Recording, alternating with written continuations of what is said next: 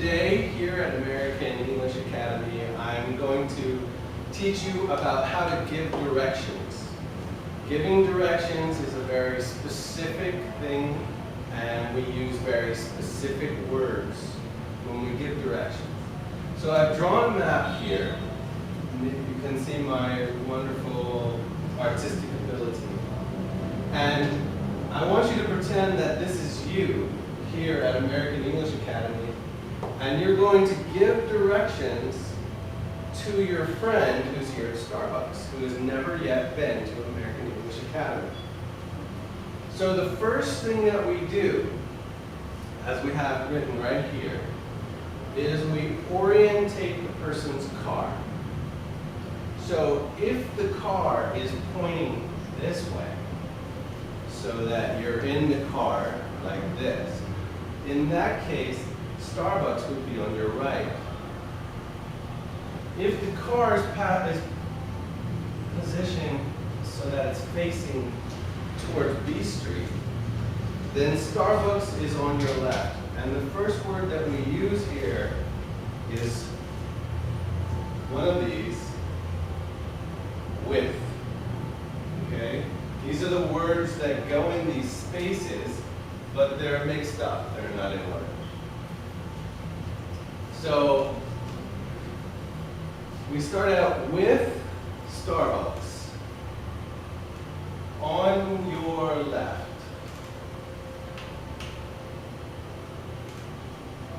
And the next word that we need to learn is take. Remember I told you that there are specific words that we use in English when we're giving directions. And take means begin. To means stop. So we begin on A Street, take A Street. We stop at B Street, to B Street, and turn left. So the words here are take A Street, to B Street, and turn left.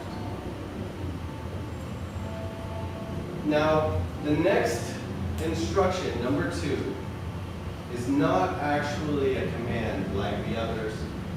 Number 2 is just a way of letting your friend know or feel sure that he or she is going the right direction. So to do that, we use a landmark, and in this case, the landmark is the church. So it's in parentheses because it's not really part of the instructions. So there are 3 words here. We look at number 2, 3 words, and then after a church, 3 words. Here we see 3 words. Daniel, can you tell me which of these goes first? You will pass. Yes, you will pass. Okay, and Ken, can you tell me what are the 3 words that go after a church? On your right? Yeah, you will pass the church on your right. And we use the word pass instead of see, because you could actually see this church from Starbucks, and you can see the church from American English Academy, but passing the church is what we want to emphasize. Then the next thing that we have to remember is when we cross a major intersection, we use the word cross. So, cross, like you see at a church, is both a noun and a verb. We're using this as a verb, and it's one of the magic words along with, to, take, turn, cross. We use it at an intersection. So we have here cross First Avenue and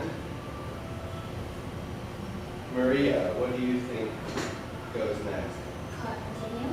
Yeah, and continue on B Street. Very nice. When we come to an intersection, it's often confusing. so we are redundant in our words. The rules are, after you pass an intersection, you begin from the beginning. So the word that we use in the beginning is take, which means begin. Right? So here we have a blank, which is take. B Street. What do you think this word is? It's just one right here.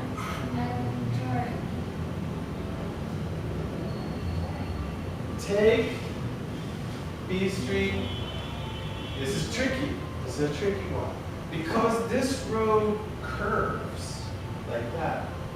But it's really the same road. So we say take B Street to what? What road is this? C Street. To C Street, right.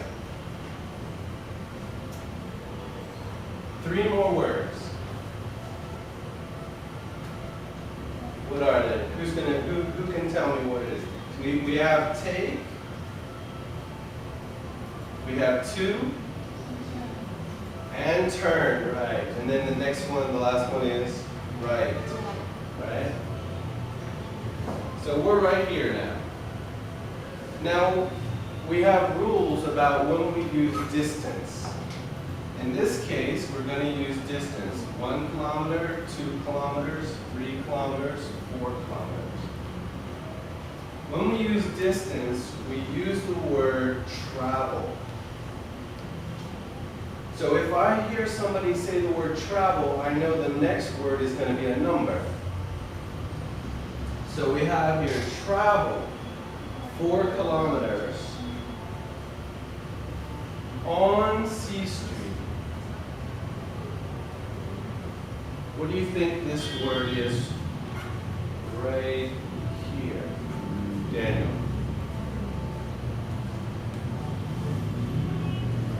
We're right here. Yeah.